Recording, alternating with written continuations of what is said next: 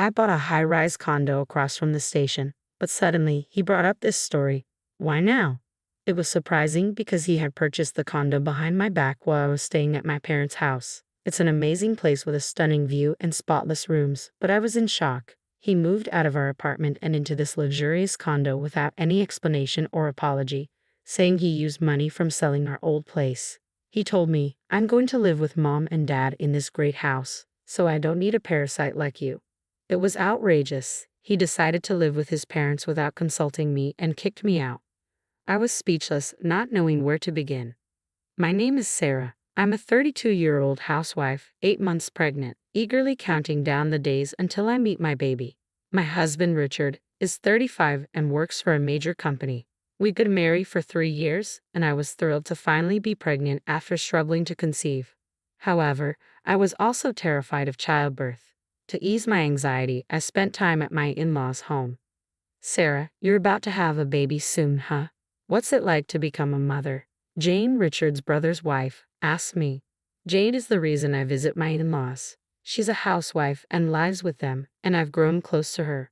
My mother-in-law had trouble with her legs 2 years ago, and Jane, who has caregiving experience, agreed to help. She's quite capable but is always there to assist. Her kindness impressed me, and as a more experienced mother, she helped ease my worries about childbirth. Now, with only a month left until my due date, I plan to stay at my parents' house to prepare for the birth. Although my belly felt heavy, I enjoyed shopping for the baby and imagining our new life. Spending time at my parents' home felt refreshing after a long while. 2 days past my due date, contractions started, and I tried reaching Richard, but he didn't answer. I was concerned he might be busy or in trouble. As my labor pains intensified, I focused solely on giving birth. Eventually, I welcomed a beautiful baby girl into the world. I cradled my beautiful baby girl for the first time, overwhelmed with happiness.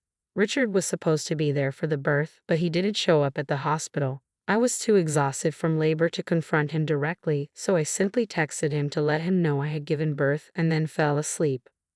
When I woke up, I heard someone calling my name. "Are you still asleep?" Richard's voice was grating. I blinked open my eyes to find him standing by my bed, with his parents in tow. He greeted me cheerfully. "My parents came. You have to appreciate them."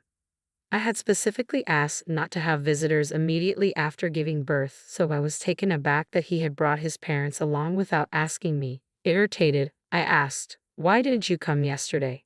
He responded casually, "I promised to go eat sushi with my parents. I thought I'd come after that, but I drank a lot and figured it would be better not to come and be a trouble." I couldn't believe his priorities. While he enjoyed sushi and drinks, I was left to struggle through childbirth alone. Ignoring my irritation, he asked, "Where's our baby?"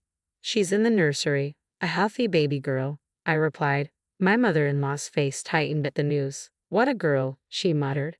"Such a useless wife." I was stunned by her comment. My father-in-law chimed in. Both Jane and Sarah blew it. "You're pathetic." I was hurt and furious that, instead of receiving gratitude for enduring childbirth, I was insulted. Richard, too, seemed disappointed. "Oh, damn it. I knew it was a girl, but I hoped for a boy." I got my hopes up. I didn't understand his disappointment. He explained that his parents had high hopes for a boy since our first child was a girl, but that didn't matter to me. To me, my baby was perfect, no matter her gender. Richard's reaction left me feeling alone and unsupported, as he seemed more aligned with his parents' expectations than with celebrating our new arrival. I was fuming with anger, but exhaustion and soreness from childbirth made it hard to muster the energy to confront Richard. Thankfully, a nurse who had overheard our conversation through the wall intervened and asked his parents to leave the room. She noticed my distress and offered me comfort as I cried. Since then, Richard hadn't visited me in the hospital. On the day of my discharge, I arranged for my parents to pick us up and take us to their home. I didn't want to return to our place in such a state. I couldn't understand why Richard had become so cold-hearted. He seemed so much more caring when we first married. I wondered if his change in demeanor was linked to his work issues from 2 years ago. He had made a significant mistake that caused a huge loss for his company. Though his colleagues covered for him, he never faced any real consequences. Still, the error derailed his career, and he had struggled to get back on track. His frustration and stress may have contributed to his emotional distance. Additionally, one of his colleagues, who had joined the company later, was now his boss. Richard had been better at his job initially, but their roles reversed due to his earlier mistake. The reversal must have been hard for him to accept, adding to his stress and affecting his behavior at home. I felt a mix of dissatisfaction and hope that having our baby would spark some change in him, but he didn't seem to be making any effort. I worried about our family's future and felt overwhelmed by the uncertainty. Then Richard called me unexpectedly. "Hey, when are you coming back? You've been gone for almost a month since the baby was born." I wasn't ready to go back yet. "Sorry, I'll be home soon. I need to get things in order for our daughter and start fresh." Richard's response was shocking. "You don't need to bring all that stuff back. I actually just wanted to discuss something with you. Maybe I should have told you this in person rather than over the phone." I was stunned and confused by his abruptness. What did he mean? I was completely baffled by what Richard was saying. Then he dropped an even more shocking revelation. "I bought a high-rise condo across from the station." I was stunned. "Wait, what do you mean?" I asked, trying to make sense of his sudden announcement. Why was he bringing this up now? He described the condo's stunning view and immaculate rooms, but I was confused. He had moved out of our apartment and into this luxury condo without telling me while I was staying at my parents' house. I was flabbergasted. Where did the money come from? You shouldn't be able to afford that on your salary. He made no apologies and simply said, "I used the money from selling our house." I needed clearer explanations, not just bits of information. "You sold our house. Where are your parents living now?" He seemed oddly pleased as he replied, "Daddy and Mommy are living with me in the condo now. I'm moving in with them so I don't need a parasite like you. Get out." I was left speechless, unsure how to react. Richard had decided to live with his parents without consulting me and had kicked me out. He called his parents Daddy and Mommy with a new sense of familiarity and announced they were living together in the condo. He practically asked for a divorce.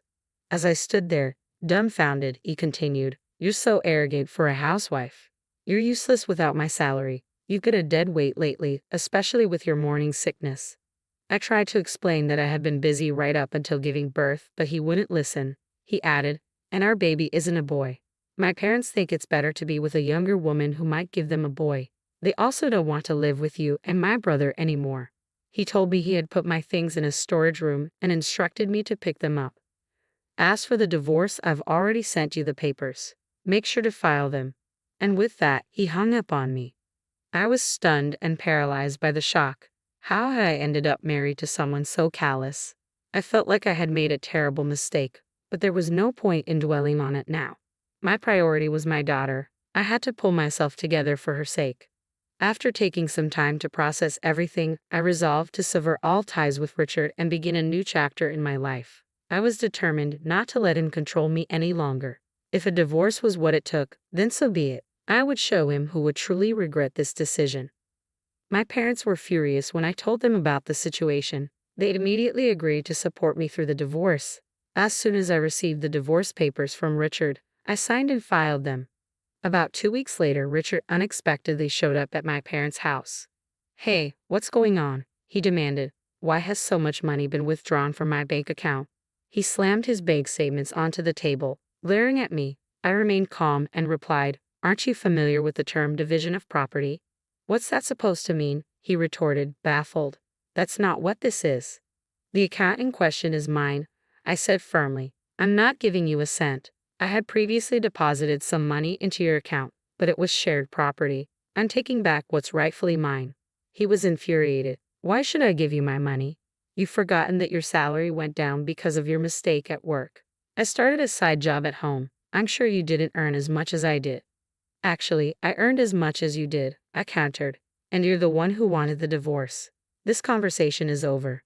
Richard was incredulous. "You've got to be kidding me. I don't believe this."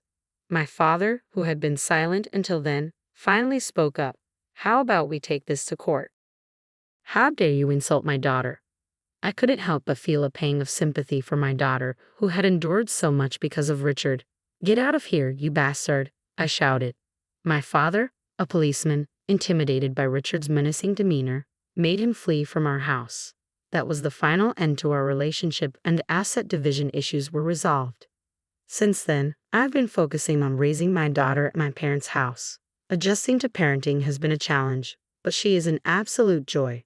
My life has taken on a new, happier rhythm with my adorable baby girl. A few months later, I started receiving persistent calls from an unknown number.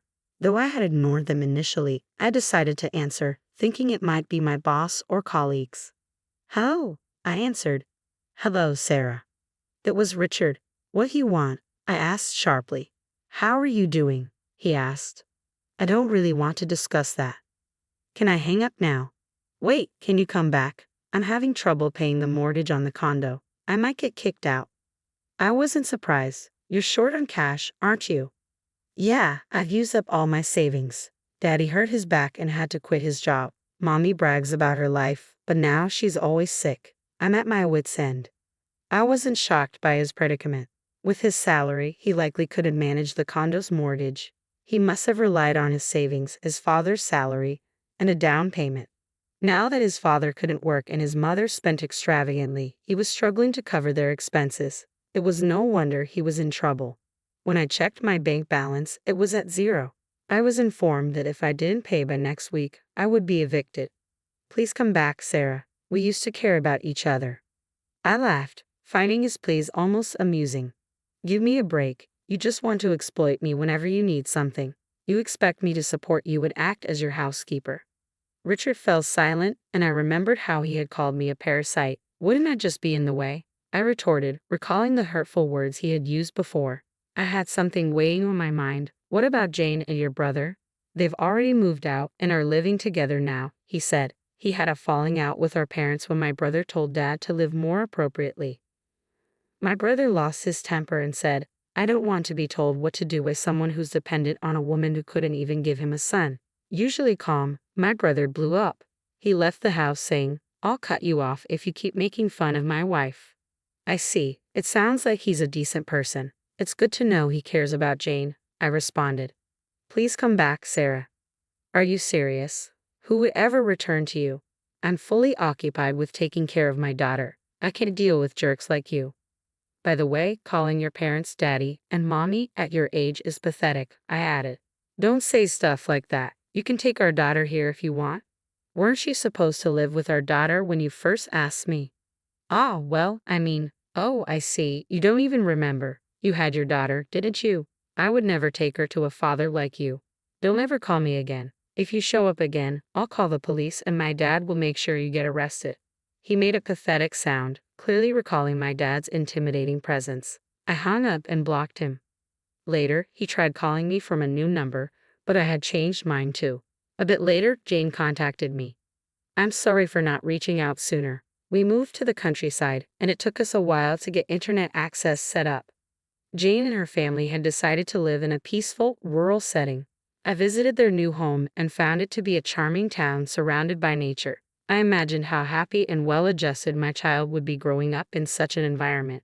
Jane's husband filled me in on my ex. He and his family were eventually evicted from their high-rise condo and burdened with debt. He was struggling to support his parents and barely making ends meet. In contrast, I was thriving. I worked from home and lived comfortably at my parents' house. Today, I was going to relax at Jane's place for a few days before returning to spend more time with my daughter. Once my daughter was a bit older, I hoped we could move to the area and live near Jane. With that bright future in mind, I happily enjoyed my time. Buying a high-rise condo while your wife is pregnant is insane. Maybe if you're rich, but it's ridiculous on a normal income, I thought. I was relieved to have left such an unlikable husband behind. I wished Jane and her family all the best, hoping they would continue to live harmoniously together. Thank you for watching to the end. If you enjoyed this, please subscribe to our channel. See you in the next video.